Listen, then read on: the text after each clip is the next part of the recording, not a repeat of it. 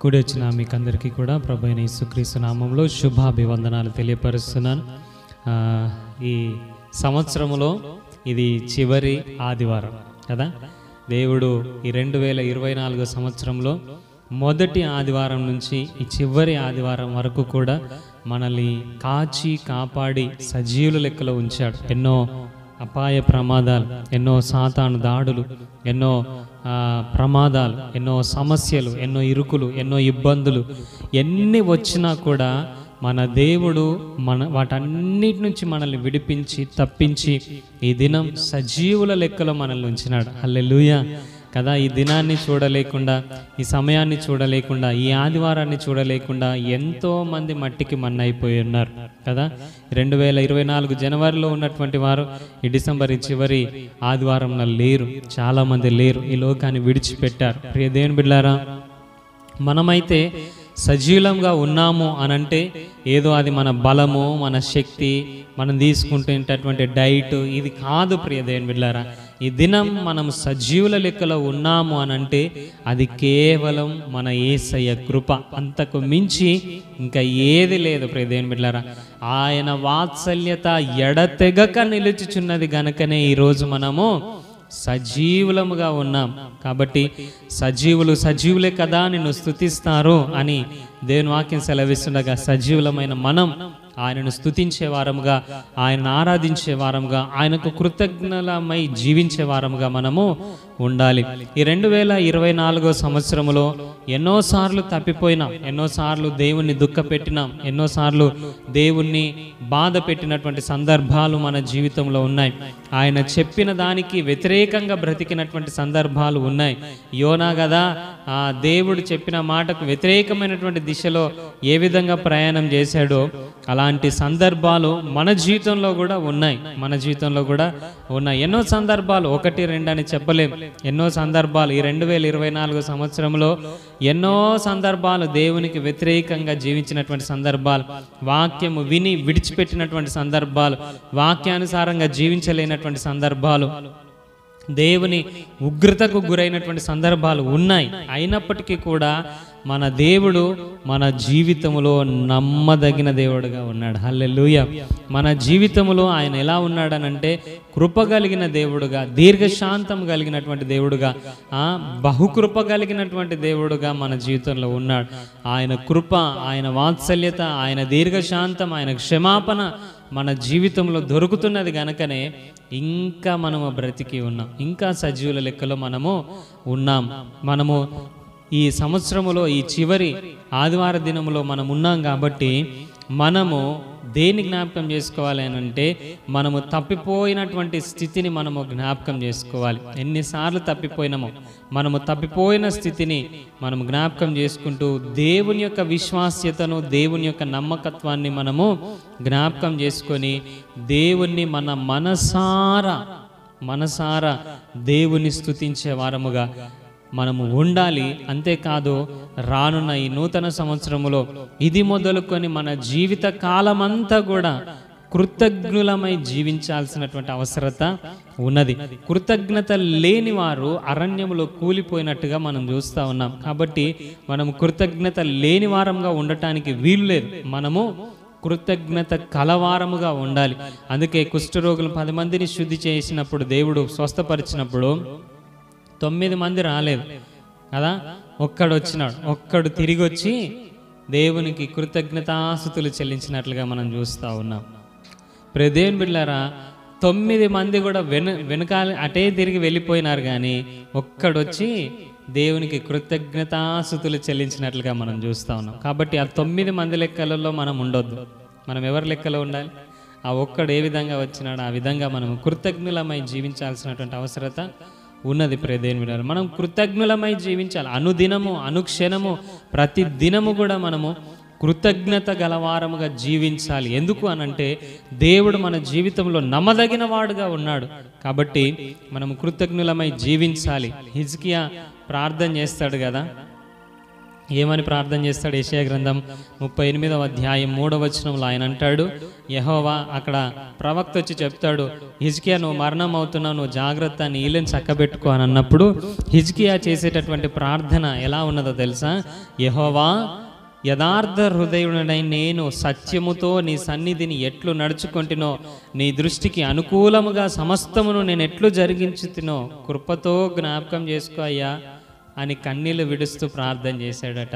ఈ ప్రార్థన ఈ దినం, ఈ సంవత్సరం అంతంలో మనం చేయగలుగుతామా? అయ్యా, ఈ 2024 సంవత్సరం అంతట్లో నేను యథార్థ హృదయుడనై నీ సన్నిధిని ఎట్లా నడుచుకుంటున్నా ఒకసారి జ్ఞాపకం చేసుకో. ఈ 2024 సంవత్సరం అంతట్లో నీ దృష్టికి అనుకూలంగా నేను ఎట్లు నా సమస్తము నెరవేర్చి జరిగించితేనే ఒకసారి జ్ఞాపకం చేసుకో అని మనము చెప్పగలుగుతామా? ఆ విధమైనటువంటి ప్రార్థన చేయగలుగుతామా? ప్రియ దేవుని బిడ్డలారా, అలా చేయకపోతే మనం దేవుని కృపను పొందుకోలేం. ప్రియ దేవుని బిడ్డలారా, హిజ్కియా చేసినటువంటి ప్రార్థన మనం చేయగలుగుతామా? ఆయన అంటున్నాడు, యథార్థ హృదయుడనై సత్యముతో, చూడండి ఎలానట, యథార్థ హృదయముతో సత్యముతో దేవుని సన్నిధానంలో జీవించాడట, దేవుని దృష్టికి అనుకూలముగా జీవించాడట, సమస్తము దేవుని దృష్టికి అనుకూలముగా జరిగించాడట. ప్రియ దేవుని బిడ్డలారా, ఇలాంటి జీవితం మనం కలిగి ఉండాలి. ఇప్పటి వరకు అలాంటి ప్రార్థన చేసే అంత ధైర్యం మనకు లేకపోవచ్చు, కానీ ఈ దినం మొదలుకొని 2025 సంవత్సరం మొదలుకొని మన జీవిత కాలం అంతట్లో కూడా అలా ధైర్యముగా దేవుని ఎదుట చెప్పగలిగే ఆ జీవితాన్ని మనం జీవించాలి. అలా సవాలుతో కూడినటువంటి జీవితం మనం జీవించాలి. అలా ఒక మాదిరికరమైనటువంటి జీవితాన్ని మనము జీవించాలి. ఎలాగనట, యథార్థ హృదయముతో జీవించాలి, సత్యముతో జీవించాలి, దేవుని దృష్టికి అనుకూలమైనవి చేస్తూ మనము నడిచే వారముగా, జీవించే వారముగా మనము ఉండాలి. అలాంటి జీవితాన్ని మనము జీవించే వారముగా ఉందుముగాక. మనము వాక్య భాగంలోనికి వెళ్దాం. ఈ దినం ధ్యానాంశముగా మత్తయి సువార్త 25వ అధ్యాయము 1 నుంచి 5 వచనాల వరకు మనము చూసినట్లయితే ఇది అందరికీ తెలిసినటువంటి విషయమే, అందరికీ చాలా సుపరిచితమైనటువంటి వాక్య భాగమే. ఏంటిది అదనంటే, పరలోక రాజ్యం తమ దివిటీలు పట్టుకొని పెళ్లి కుమారుని ఎదుర్కొనుటకు బయలుదేరిన 10 మంది కన్యకలను పోలి ఉన్నదని దేవుడు మొదలుపెట్టి అక్కడ ఆ యొక్క ఉపమానాన్ని మనకు తెలియపరుస్తూ ఉన్నాడు. ఇందులో 5 ఎవరట చెప్పాలి? 5 ఎవరు? బుద్ధి గలవారు, 5 బుద్ధి లేనివారు. ఎందుకు బుద్ధి గలవారు అయ్యారు? ఎందుకు బుద్ధి లేనివారు అయ్యారు? ఎందుకు బుద్ధి గలవారు అయ్యారు అని అంటే, వాళ్ళు దీపాలు పట్టుకొని పోతూ వాళ్ళు ఇంకా ఏం చేశారట, సిద్ధపాట అనేటటువంటి నూనెను కూడా పట్టుకొని పోయారు. అందుకే వాళ్ళని ఏమన్నాడు దేవుడు? బుద్ధి గలవారు అని అన్నాడు. బుద్ధి గలవాడు సిద్ధపడతాడు. కాబట్టి ప్రియ దేవుని బిడ్డలారా, ఈ సంవత్సరం అంతంలో మనం ఉన్నాం.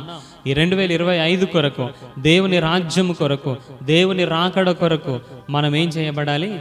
సిద్ధపాటు మనస్సు అనేటటువంటిది మనము కలిగి ఉండాలి. ఒకవేళ అలాగా కలిగి లేకపోతే, సిద్ధపాటు నూనె తీసుకొని పోనటువంటి వారిని ఏమన్నాడు దేవుడు? బుద్ధి లేనటువంటి వారు అని అన్నారు.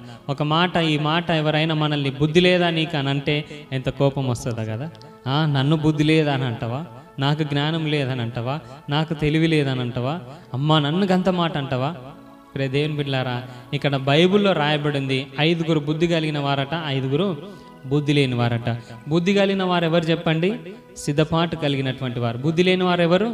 సిద్ధపాటు లేనటువంటి వారు. నూనెను తీసుకొని వెళ్ళనటువంటి వారిని బుద్ధి లేని వారు అని అంటా ఉన్నాడు. ప్రియ దేవుని బిడ్డలారా, మనం ఎలా ఉండాలి అని అంటే బుద్ధి కలిగిన వారంగా ఉండాలి.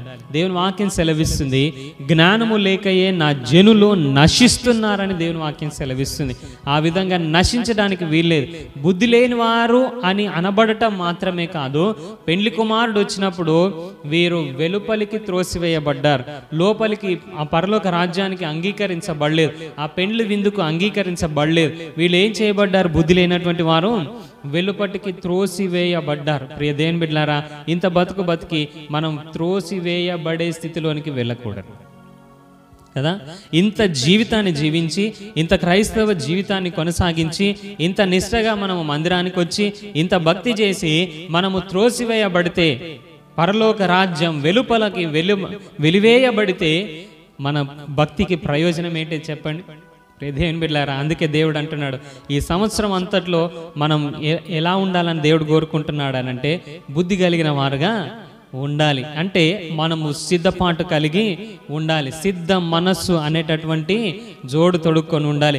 సిద్ధపాటు నూనె అనేటటువంటిది మనము కలిగి ఉన్న వారముగా, బుద్ధిమంతులముగా, జ్ఞానవంతులముగా మనము ఉండాలి అని దేవుడు స్పష్టంగా మనతో మాట్లాడుతున్నాడు. అయితే ఇక్కడ 10 మంది మనకు కనబడుతున్నారు. అందులో 5గురు బుద్ధి లేని వారు, 5గురు బుద్ధి గలవారు. అయితే వీరందరూ కూడా ఎందుకొరకు వచ్చి ఉన్నారు చెప్పాలి. ఎందుకొరకు వచ్చి ఉన్నారు? దేవుని పెండ్లి కుమారుని ఎదుర్కోవటానికి వచ్చి ఉన్నారు. పెండ్లి కుమారుడిని ఎదుర్కోవటానికి వచ్చిన ఈ 10 మంది కన్యకలు ఏం చేస్తున్నారు అక్కడ అనంటే, ఆ పెండ్లి కుమారుని కొరకు ఎదురు చూస్తూ ఉన్నప్పుడు పెండ్లి కుమారుని రాకడ అనేటటువంటిది ఆలస్యమైనదట. పెండ్లి కుమారుని రాకట ఆలస్యమైనది. దీన్ని మనము సాదృశ్యంగా చూసుకున్నట్లయితే యేసుక్రీస్తు ప్రభువారి రాకట కొరకు మనం ఆలోచన చేయాలి. యేసుక్రీస్తు ప్రభువారు ఇదిగో నేను వస్తున్నాను, త్వరగా వస్తున్నానని ఎప్పుడు చెప్పాడు చెప్పండి? నా చిన్నప్పుడు, మీ చిన్నప్పుడు కదా. చాలామంది దైవ సేవకులు కూడా బోధించేటటువంటిది ఏంటిదని అంటే, అయా యేసయ్య త్వరగా వస్తున్నాడయ్యా, సిద్ధపడి ఉండండి అని నా చిన్నప్పటి నుంచి చెప్తున్నారు, మీ చిన్నప్పటి నుంచి కూడా చెప్తున్నారు. రాడే, ఇంకా ఆలస్యం అవుతుందే, ఇంకా రాడేంటి? దినాలు గడుస్తున్నాయి, సంవత్సరాలు గడుస్తూ ఉన్నాయి. 2024 గడిచిపోయింది, 2023 గడిచిపోయింది, 2022 గడిచిపోయింది. ఇన్ని సంవత్సరాలు గడుస్తున్నా కూడా ఇంకా రాడే. ఈ మాట చెప్పి 2000 సంవత్సరాలు అవుతుంది, ఇంకా రాడే అని మనం అనుకుంటూ ఉంటాం. ఇక్కడ కూడా అదే పరిస్థితి. పెండ్లి కుమారుని ఎదుర్కోవటానికి వచ్చినారు, కానీ అక్కడ పెండ్లి కుమారుడు రావటం ఏమైందట? ఆలస్యమైందట. ఆలస్యమైనందుకు వారు చేస్తున్నటువంటి పని ఏంటో చూద్దామా మనం. అక్కడ బుద్ధి గలవారు కనబడుతున్నారు, బుద్ధి లేని వారు కూడా కనబడుతున్నారు. అయితే పెండ్లి కుమారుని రాకట ఆలస్యమైనందుకు వారు ఏం చేస్తున్నారంటే 5వ వచనము, పెండ్లి కుమారుడు ఆలస్యము చేయగా వారందరూ కునికి నిద్రించుచుండిరి. చెప్పాలి, ఎంతమంది నిద్రపోతున్నారు ఇక్కడ? బుద్ధి లేని వారు మాత్రమే నిద్రపోతున్నారా? బుద్ధి కలిగిన వారు కూడా నిద్రపోతున్నారా? బుద్ధి ఉన్నది కదా వీళ్ళకు, సిద్ధపాటు నూనె తీసుకొని వచ్చినారు కదా, మరి వీళ్ళు ఏం చేయాలి? మెలకువ కలిగి ఉండాలి. పెండ్లి కుమారుని రాక ఆలస్యమైంది. అయితే బుద్ధి లేనటువంటి వారు పడుకుంటే పడుకొని, ఎందుకనంటే వాళ్ళకి బుద్ధి లేదు కదా. కానీ ఇక్కడ ఎంతమంది పడుకుంటున్నారట అంటే అందరూ కూడా పడుకున్నారట. ఈ వచనాన్ని స్పష్టంగా మరలా చదువుతున్నాను చూడండి. పెండ్లి కుమారుడు ఆలస్యము చేయగా వారందరూ, అందరూ అనంటే బుద్ధి కలిగిన వారు, బుద్ధి లేని వారు అందరూ కూడా ఏం చేస్తున్నారు అనంటే కునికి నిద్రిస్తున్నారు. ప్రియ దేవుని బిడ్డలారా, ఈరోజు మన అంశం ఏమిటి అనంటే ఆత్మీయులు కూడా నిద్రిస్తున్నారు. ఏం చేస్తున్నారు? ఆత్మీయులు కూడా నిద్రిస్తున్నారు. ఇక్కడ బుద్ధి కలిగిన వారు 5గురు ఉన్నారు, బుద్ధి లేనటువంటి వారు 5గురు ఉన్నారు. బుద్ధి కలిగిన వారు సిద్ధలో నూనె తెచ్చుకున్నారు, బుద్ధి లేనటువంటి వారు తెచ్చుకోలేదు. పెండ్లి కుమారుని రాకడ ఆలస్యమైంది. అయితే ఇక బుద్ధి లేనటువంటి వారు పడుకుంటే పడుకొని, ఎందుకనంటే వారికి ఎలాగో బుద్ధి లేదు కదా, వాడు పడుకుంటే పడుకొని. కానీ బుద్ధి కలిగినటువంటి వారు కూడా ఏం చేస్తున్నారు అనంటే కునికి నిద్రిస్తున్నారు. కారణం ఏంటిదనంటే దేవుని రాకడ ఆలస్యం అవుతుంది కదా అని వీరు కూడా కునికి నిద్రిస్తున్నటువంటి స్థితిలో ఉన్నారు. ప్రియ దేవుని బిడ్డలారా, ఆత్మీయులమైనటువంటి మనం, నమ్మి బాప్తిస్మం పొందినటువంటి వారమైనటువంటి మనం, ప్రతి వారం మందిరానికి వస్తున్నటువంటి మనం, ప్రతి వారం బల్లలో పాలు పంపులు పొందుతున్నటువంటి మనం, ప్రతి వారము కూడా భక్తి శ్రద్ధలతో దేవుని ఆరాధన చేస్తున్నటువంటి మనం ఆత్మీయులము, భక్తి పరులము, వీరు క్రైస్తవులు అనబడుతున్నటువంటి మనము చాలా మంది మనలో నిద్రిస్తున్నటువంటి స్థితిలో ఉన్నారు. ఆత్మీయులు చాలా మంది నిద్రిస్తున్నటువంటి పరిస్థితిలో ఈనాడు సార్వత్రిక సంఘములో చాలా మంది ఉన్నారు. ప్రియ దేవుని బిడ్డలారా, ఈ సార్వత్రిక సంఘములో చాలా మంది బుద్ధి లేనటువంటి వారు ఉన్నారు. వారు నిద్రిస్తే నిద్రించనివ్వండి, కానీ బుద్ధి కలిగినటువంటి వారు, ఆత్మీయులు అనబడుతున్నటువంటి వారు, వాక్యం తెలిసినటువంటి వారు, ప్రార్థనా పరులైనటువంటి వారు, ఉపవాసం ఉండి ప్రార్థించేటటువంటి వారు, వాక్యాన్ని అద్భుతంగా బోధించేటటువంటి వారు, వాక్యాన్ని వినేటటువంటి వారు, కొరింథీ సంఘములో అన్ని ఆత్మవరాలు కలిగినటువంటి వారుగా ఉన్నటువంటి చాలామంది ఆత్మవరాలు కలిగినటువంటి వారు కదా. మనము ఆ సువార్తలలో చూసినట్లయితే, మేము నీ నామమున అద్భుతాలు చేయలేదా, నీ నామమున దయ్యాలు వెళ్ళగొట్టలేదా, మేము ఆ పని చేయలేదా, ఇది చేయలేదా అని అంటే, అక్రమము చేయువారులారా వెలుపటికి వెళ్ళండి అనేటటువంటి పరిస్థితి కలిగినటువంటి వారు మనలో కూడా ఈ సార్వత్రిక సంఘములో చాలా మంది ఆత్మవరములు కలిగి, ప్రార్థన జీవితం కలిగి, గొప్ప గొప్ప వాక్యాలు చెప్పే అనుభవము కలిగి, గొప్ప క్రైస్తవ ఆ యొక్క సీనియారిటీ కలిగినటువంటి వారు చాలా మంది ఆత్మీయులు నిద్రిస్తున్నటువంటి స్థితిలో ఉన్నారు. కారణం ఏంటిదనంటే, దేవుని రాకడ ఆలస్యమైతుంది కదా అని నిద్రిస్తున్నటువంటి ఆ యొక్క పరిస్థితిని మనం చూస్తూ ఉన్నాం. ప్రియ దేవుని బిడ్డలారా, హబక్కూకు గ్రంథము 2వ అధ్యాయం 3వ వచనంలో ఆయన అంటున్నాడు, ఆ దర్శన విషయము నిర్ణయ కాలమున జరుగును, సమాప్తమగుటకై ఆతురపడుచున్నది, అది తప్పక నెరవేరును, అది ఆలస్యముగా వచ్చినను దాని కొరకు మీరేం చేయాలి, కనిపెట్టుము, అది తప్పక జరుగును, జాగు చేయక వచ్చును అని అక్కడ మాటలు మనకు కనబడతా ఉన్నాయి. ఇక్కడ నేను పర్టికులర్గా మీకు తెలియపరిచేటటువంటి పదం ఏంటనంటే, అది ఆలస్యముగా వచ్చినను దాని కొరకు మనం ఏం చేయాలట, కనిపెట్టాలి. అక్కడ దర్శన విషయం మాట్లాడుతూ ఉన్నాడు. అది నిర్ణయ కాలమున జరుగుతుంది, అది సమాప్తం అవ్వటానికి ఆతురపడుచున్నది, అది తప్పక నెరవేరుతున్నది, అది ఆలస్యముగా వచ్చినా కూడా అదేం చేయబడుతుందట, తప్పక జరుగుతుంది. ఈరోజు చాలా మంది అనుకుంటున్నారు, దేవుని రాకడ ఆలస్యం అవుతుంది కదా, దేవుడు ఇంకా రాడే, ఎన్నో సూచక క్రియలు జరుగుతూ ఉన్నాయి, ఎన్నో ఆ దేవుడు చెప్పినటువంటి ప్రవచనాలు నెరవేరుతున్నాయి, అయినా దేవుడు రాడే అని ఆలస్యం అవుతుందని చాలా మంది ఏం చేస్తున్నారనంటే, కనిపెట్టటము లేదు, కునికి నిద్రిస్తున్నారు. బుద్ధి కలిగిన కన్యకలు కూడా వారి కనిపెట్టి చూడకుండా వాళ్ళు ఏం చేస్తున్నారనంటే, వారు కూడా కునికి నిద్రిస్తున్నారు. అదేవిధంగా చాలా మంది ఆత్మీయులు, ప్రార్థనా పరులు, ఆత్మీయ స్థితిలో, ఉన్నతమైనటువంటి స్థితిలో ఉన్నటువంటి వారు చాలా మంది ఆత్మీయులు ఏం చేస్తున్నారనంటే, ఆలస్యము జరుగుతున్నదే అని కనిపెట్టటము మానేసి నిద్రిస్తున్నటువంటి పరిస్థితి మనకు కనబడుతూ ఉన్నది. ప్రియ దేవుని బిడ్డలారా, ఇక్కడ హబక్కూకు గ్రంథంలో స్పష్టంగా దేవుడు సెలవిస్తూ ఉన్నాడు, మాట్లాడుతున్నాడు, అది ఆలస్యముగా వచ్చినా సరే, దేవుని రాకడ ఆలస్యమైనా సరే, ఏ పరిస్థితి ఎలా ఉన్నా సరే, నువ్వేం చేయాలి, కనిపెట్టాలి. నువ్వు బుద్ధి కలిగిన వాడవుగా ఉన్నావు కాబట్టి నువ్వు కనిపెట్టాలి, నువ్వు ఆత్మీయుడుగా ఉన్నావు కాబట్టి కనిపెట్టాలి, నువ్వు ప్రార్థనా పరుడుగా ఉన్నావు కాబట్టి నువ్వు కనిపెట్టాలి, నీవు ఒక ఆత్మీయ అంతస్తులో ఎదిగిన వాడవుగా ఉన్నావు కాబట్టి, క్రైస్తవ లోకమా, సార్వత్రిక సంఘమా, నువ్వేం చేయాలి అనంటే, నువ్వు కనిపెట్టాలి. కునికి నిద్రిస్తున్నటువంటి అవస్థలో నువ్వు ఉండటానికి వీలు లేదు, కనిపెట్టే స్థితిలో ఉండాలి. మత్తయి సువార్త 26వ అధ్యాయం 40వ వచనంలో అక్కడ యేసుక్రీస్తు ప్రభువారు తన శిష్యులతో అంటాడు, వారు నిద్రిస్తున్నటువంటి పరిస్థితిని చూసి, ఒక్క గడియ కూడా నాతో పాటు మీరు మేలుకొని ఉండలేరా, ఒక్క గడియ నాతో పాటు, అప్పటికే అలసిపోతున్నారు. అక్కడ లేఖనాలలో వ్రాయబడింది, కనీసం వారు తినడానికి కూడా సమయం లేనటువంటి పరిస్థితి, సందర్భాలు అక్కడ కనబడతా ఉన్నాయి. తినడానికి కూడా సమయం లేదు, పడుకోవటానికి సమయం లేదు, పని చాలా ముమ్మరంగా జరుగుతుంది. దేవునితో ఎక్కడికి పడితే అక్కడికి వెళ్తా ఉన్నారు. యేసుక్రీస్తు ప్రభు వారితో ఎంత పని అయితే అంత పని చేస్తూ ఉన్నారు. వాళ్ళకు తినడానికి కూడా సమయం లేదు. అలాంటి పరిస్థితుల్లో వాళ్ళ కన్నులు భారంగా ఉండి వాళ్ళు ఏం చేస్తున్నారట, నిద్రిస్తున్నారట. అయితే యేసయ్య అంటున్నాడు, ఒక్క గడియ కూడా మీరు మెలకువగా ఉండలేరా నాతో పాటు, ఒక్క గడియ కూడా మెలకువగా ఉండలేరా? నిద్ర భారం ఉన్నదయ్యా, నిద్ర చాలా అలసిపోయి ఉన్నాము, చాలా ఇబ్బందికరమైనటువంటి పరిస్థితిలో ఉన్నాం, మేము పడుకుంటాం అని అంటే దేవుడు అంటున్నాడు, ఒక్క గడియ కూడా మీరు మెలకువగా ఉండలేరా?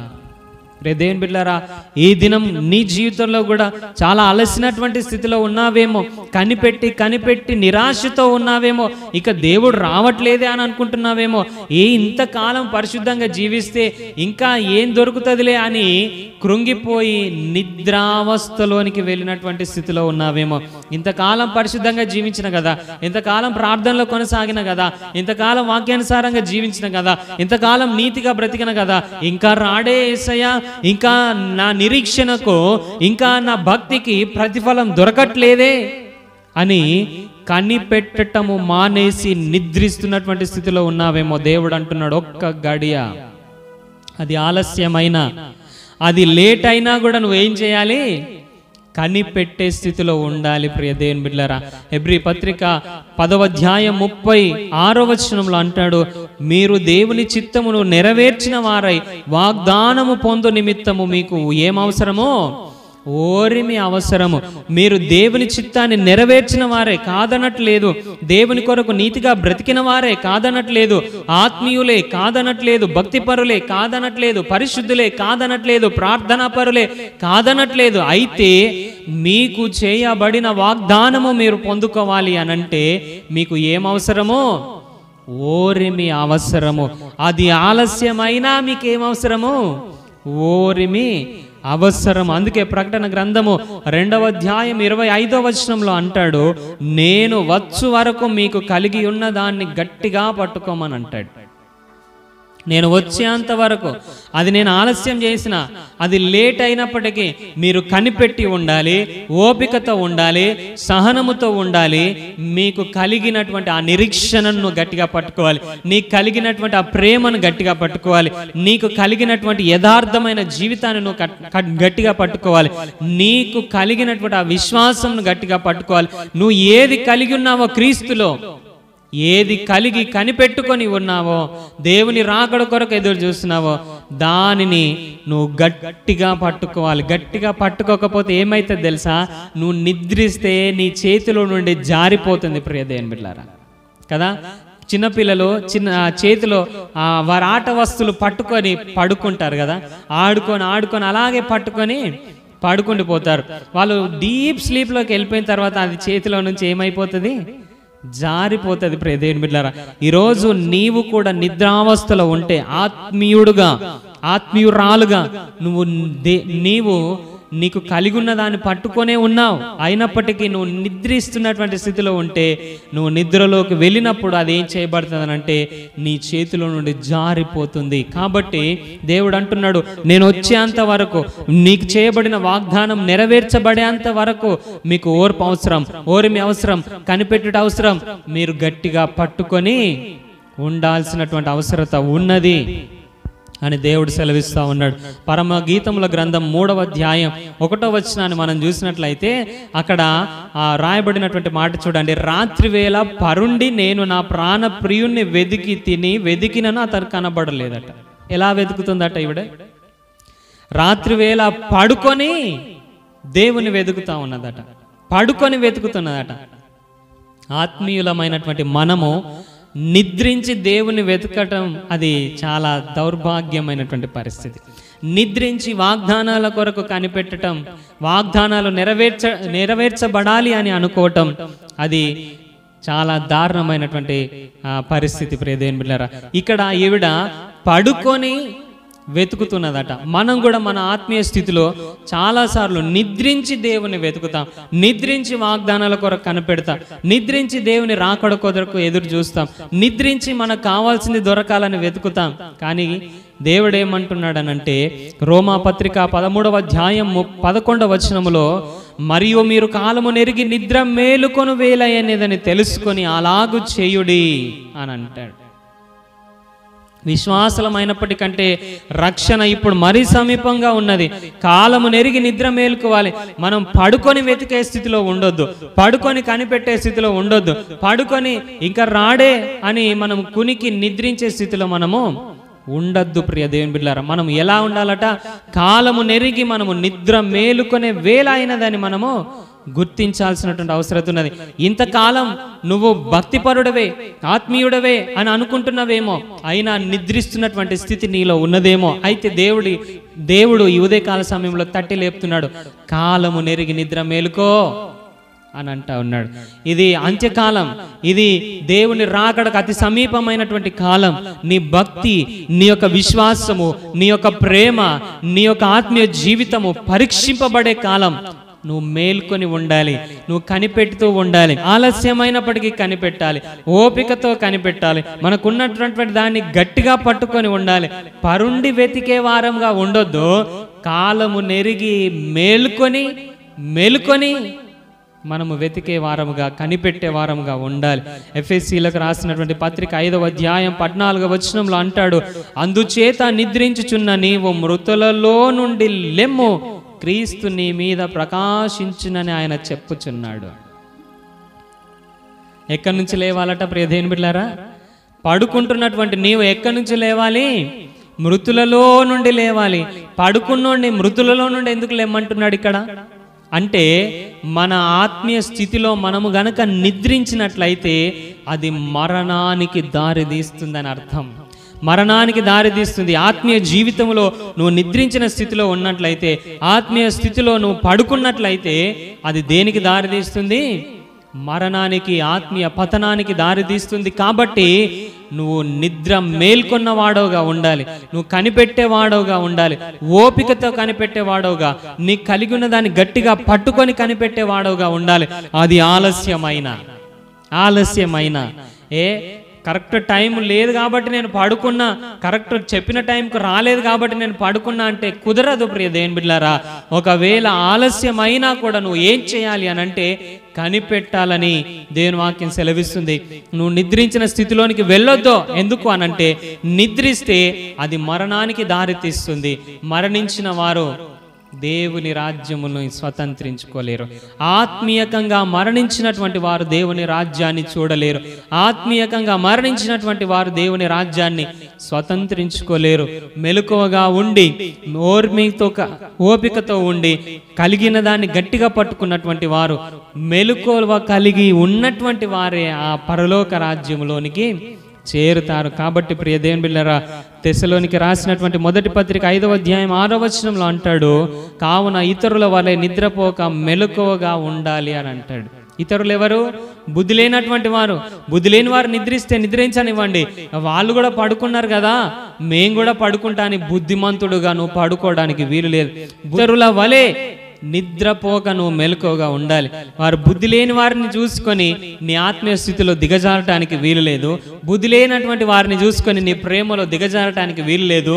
బుద్ధి లేని వారిని చూసుకొని నీ ఆత్మీయ స్థితిలో నువ్వు దిగజారటానికి వీలు లేదు.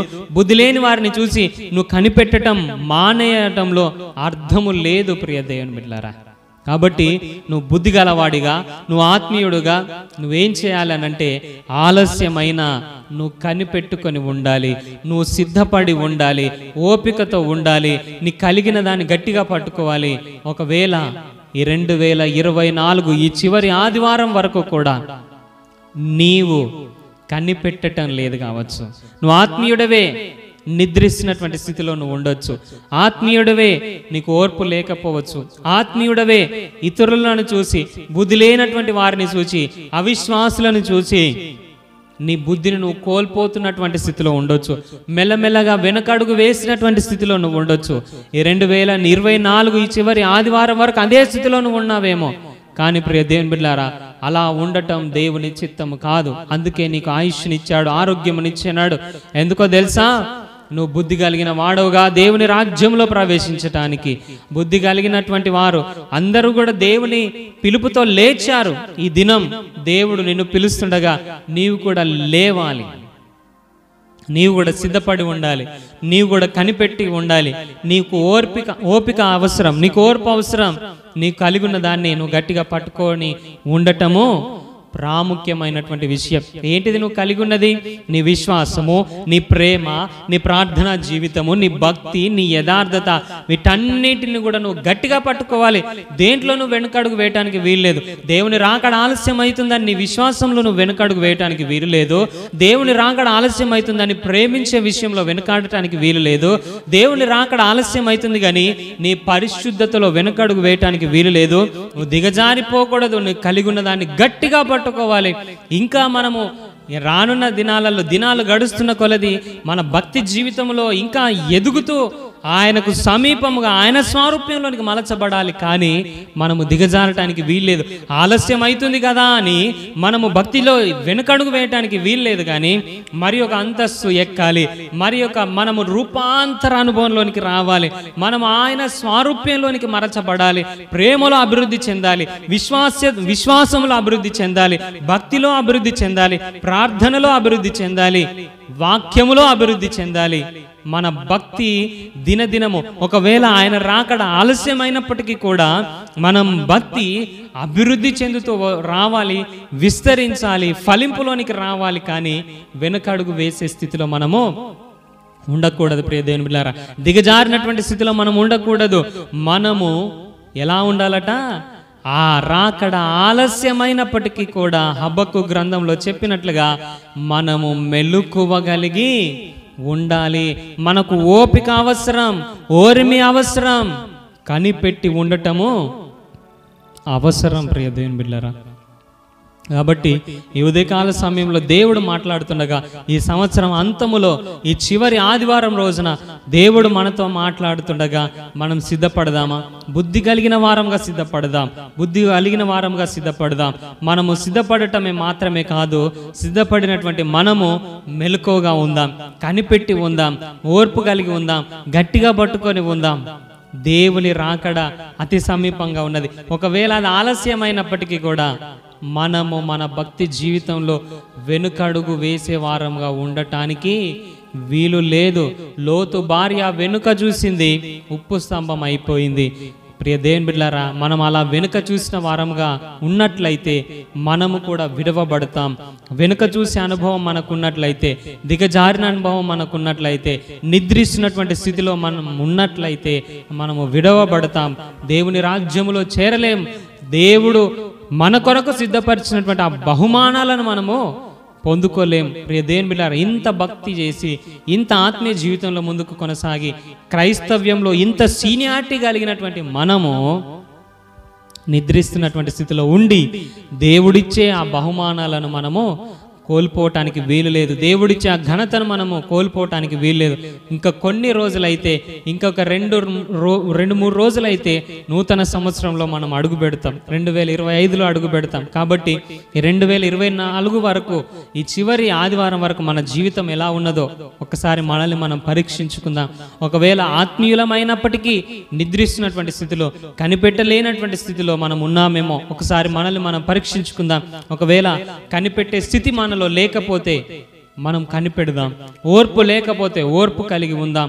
ప్రేమలో, విశ్వాసంలో, భక్తిలో, ప్రార్థనలో, వాక్యంలో, అన్ని విషయాలలో దేవుడు ఏ విషయాలు మనకు తెలియపరిచినాడు వాటన్నిటిని గట్టిగా పట్టుకుందాం.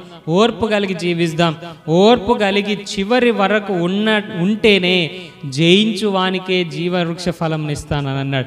చివరి వరకు ఎవరైతే కొనసాగుతారో, మెలకువగా ఉంటారో, కనిపెట్టి ఉంటారో వారికే దేవుడిచ్చే ఘనత దొరుకుతుంది, దేవుడిచ్చే బహుమానాలు దొరుకుతాయి. కాబట్టి ప్రియ దేవుని బిడ్డలారా, మనము సిద్ధపాటు కలిగినటువంటి వారముగా, కనిపెట్టే వారముగా, ఓర్పు కలిగినటువంటి వారముగా మనము ఈ 2025లో అడుగు పెడదాం.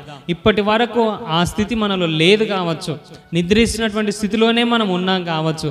కానీ ఇప్పుడు మేల్కొందాం. దేవుడు అంటున్నాడు, లే లే మేల్కో అని అంటున్నాడు. నిద్రించున్నటువంటి నీవు మృతులలో నుండి లే, కాలము నెరిగి నిద్ర మేలుకో.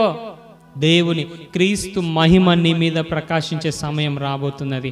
దేవుడిచ్చే బహుమానాలను పొందుకునే సమయం రాబోతున్నది. దేవుని రాకడ అతి సమీపంగా ఉన్నది. కాబట్టి ప్రియ దేవుని బిడ్డలారా, నువ్వు సిద్ధపడతావా? ఈ సంవత్సరం ఈ అంతంలో ఈ చివరి ఆదివారం దినమున మనమందరం కూడా సిద్ధపడదాం. దేవుని రాకడ కొరకు సిద్ధపడదాం. దేవుడు మనకిచ్చే వాగ్దాన ఫలము కొరకు సిద్ధపడదాం.